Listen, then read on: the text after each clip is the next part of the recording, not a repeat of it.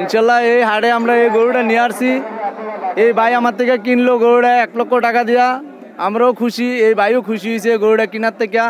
হ্যাঁ, আমরা অনেক খুশি। গরুটা আমরা এই ভাইয়ের কাছে কুরবানির জন্য বেচছি, আমরা পাইলা লাভবান। কুমিল্লার ব্রাহ্মণপাড়া উপজেলার দুলালপুর বাজারে মঙ্গলবার সকাল থেকে পশুর হাটে গরু আসতে শুরু করে। পুরো হাটে দেশি প্রজাতির গরু ছাগল ছিল চোখে পড়ার মতো। ছোট বড় ও মাঝারি সাইজের গরু হাটে আসলেও দাম ছিল ক্রয় ক্ষমতার মধ্যে। ক্রেতার উপস্থিতি কম থাকলেও বিক্রেতার সংখ্যা ছিল বেশি। সরেজমিনে বাজার ঘুরে দেখা গেছে সারি সারিতে বেঁধে রাখা হয়েছে গরুগুলো। গরু বিক্রেতারা বলেন, আসসালামু আলাইকুম। গরু 65 টাকা কেজি বুঝি খাবাইয়া গরু বেচতে আইছি, গরু বেচতে পারি নাই।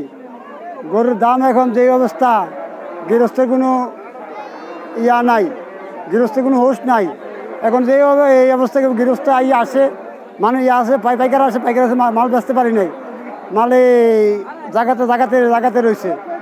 হ্যাঁ, যদি পাইকারে ধরতো মাল 10 টাকা কম হোক বেশি হোক, মাল বেচতে পারতাম, খুশি আনন্দ হইতো, জনগণ পাই যেত। এখন আমরা যারা বিক্রিকারী না, আমরা পড়ে গেছি ইয়াতে। কইছে 1,15,000, এটা কইছে 75,000, এটা কয় 95, এটা কয় 1,10,000। চাই 1,60,000, এটা চাইতেছি আমি 1,10,000, আর এটা চাইছি আমি 1,30,000। ও গরুর অবস্থা ভাই, গরু তো চাইতেছি 150 কাস্টমারে মূলা 115-10, এই আর কি। তবে বাজারে বড় গরুর ক্রেতা নাই বললেই চলে।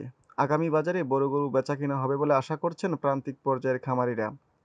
বাজারে গরু কিনতে আসা একজন ক্রেতা বলেন, দাম ইনশাল্লাহ মিডিয়াম পদে গরু আছে। আমি এটা 1 লক্ষ টাকা দিয়ে কিনছি। ইনশাল্লাহ গরু আমার কাছে পছন্দ হয়েছে। আমি খুব ভালো দামে গরু কিনছি বলে আমার মনে হয়।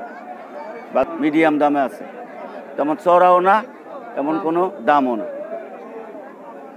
বাজারের ইজারাদার বলেন, ক্রেতা বিক্রেতাদের যতটুকু সুযোগ সুবিধা দেওয়ার আমরা তা দেওয়ার চেষ্টা করছি। তিনি বলেন, স্বাস্থ্যবিধি মেনে পশুর হাট চলছে। তিনি আগামী বাজারগুলোতে মাস্ক পরে বাজারে আসতে সবাইকে অনুরোধ করেন।